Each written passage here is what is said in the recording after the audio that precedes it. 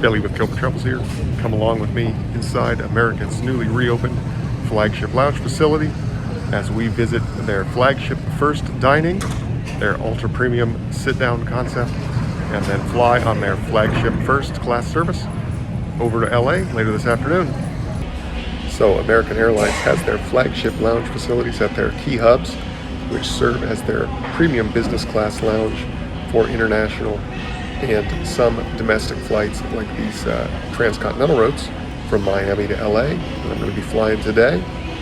And in these lounges, they have an even more exclusive Flagship First Dining facility, which is what we're going to be checking out today.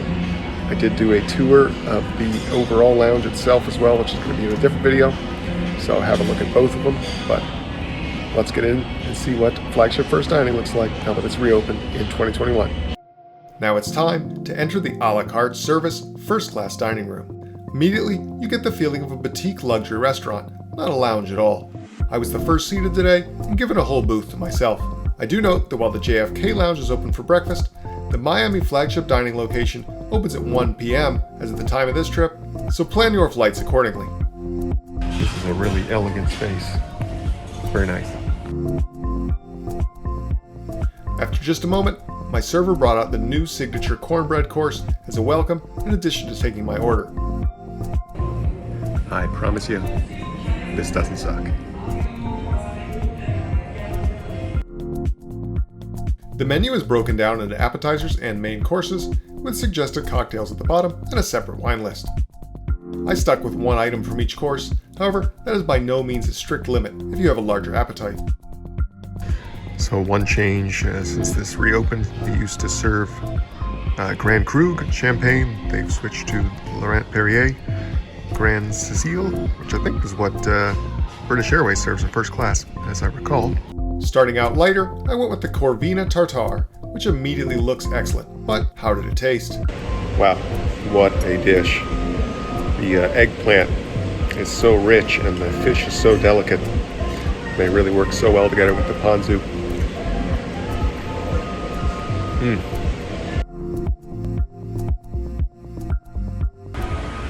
Gotta tell you, I'm struck by the joy of some of these things that I get to do because of this YouTube channel and you people that watch my videos, give me motivation to do silly things like fly 3,000 miles across the country to have a meal. It's pretty cool to basically have a private restaurant of a James Beard award-winning chef serving me lunch before I get on an awesome flight.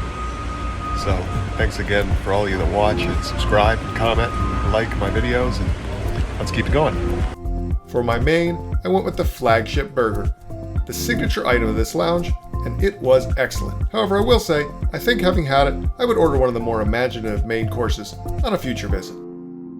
Alright, fabulous time here at Flagship First Dining. I am stuffed, having a sip of tea here, then it's time to head down towards today's aircraft. Good looking menu. I'm sure it's some tasty stuff. Time to board this 777-300ER in seat 1A. I have reviewed this product before, so I'm not going to spend a lot of time detail on the seat, but I'll show you a little bit about what the service is like here this year, heading across the country.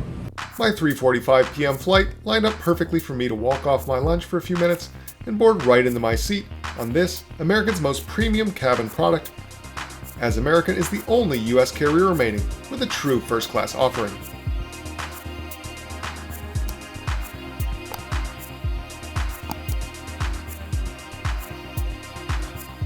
Alright, so just one bedding kit on this route, but daytime flight, certainly more than enough. Bang & Olufsen headphones, amenities kit, which looks like the same one in business class last night. And assume they'll hand out the menu soon, which will be the same as well. Nice looking cabin, really.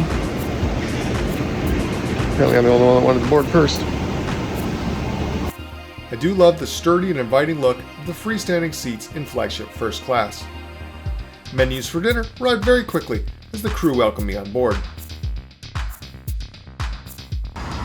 Alright, so I'll give you the dime tour of the seat again. Jacket holder, television that pops out to face you, buddy dining seat with seat belt, your main table, controls for lighting and to release the table and the TV screen. The flip out desk, which we'll check out later. Your little touchscreen control tablet. Main IFE remote. Power plugs out the wazoo. Light. And your seat,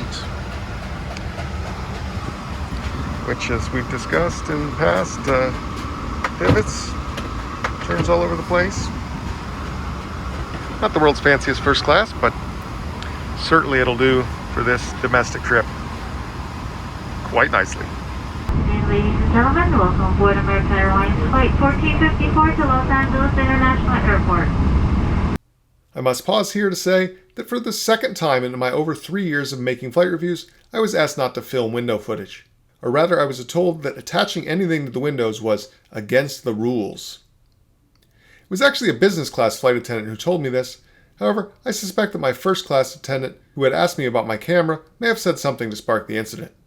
I have to say that I'm very careful to not film other passengers and definitely not flight crews on any of my reviews. However, I am in their workspace, and I totally would respect any crew member expressing discomfort with my filming. On the other hand, I do dislike the tendency of flight crews to make up fake rules when they don't want to confront a passenger. However, I chose to comply, and thus I only have handheld takeoff and landing footage. I will say though, having to film from my perspective in the seat, with the light pouring through the big 3 beautiful windows, actually had a unique quality to it, and I ended up being quite happy with it.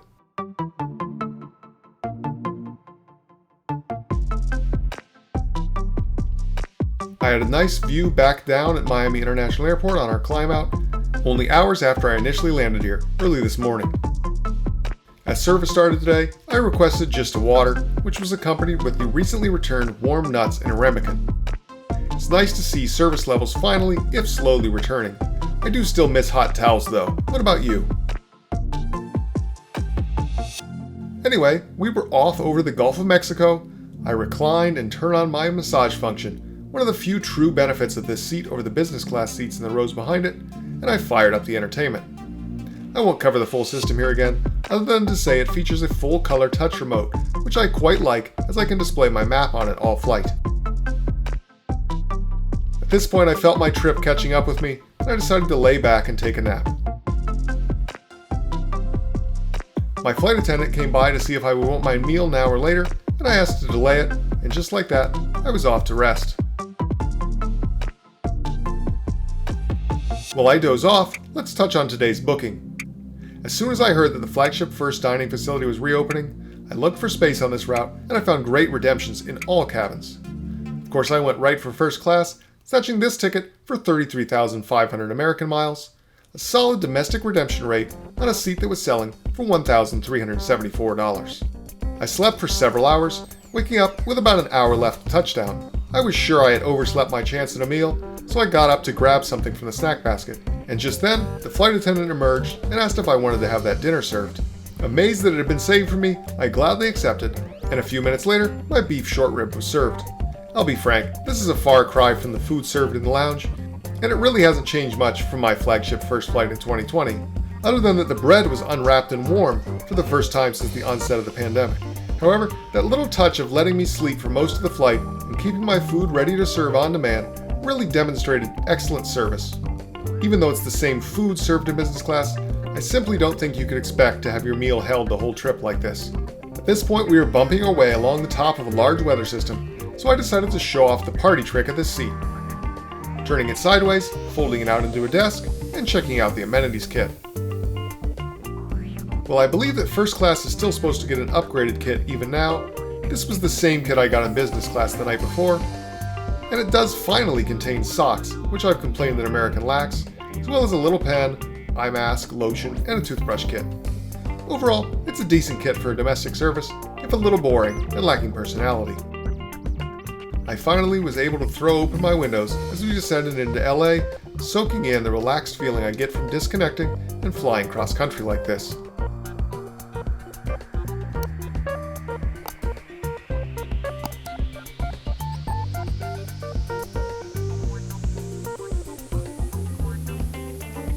Having read and experienced personally and professionally the supply chain shortages of 2021, I marveled at the sight of numerous waiting ships outside of the port of Los Angeles. Many of these ships will continue to wait for weeks, waiting for the chance to get their cargo offloaded.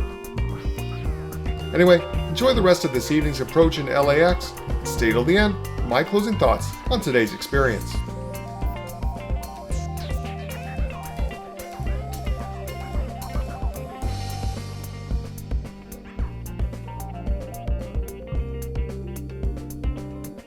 So how was my Flagship First experience today?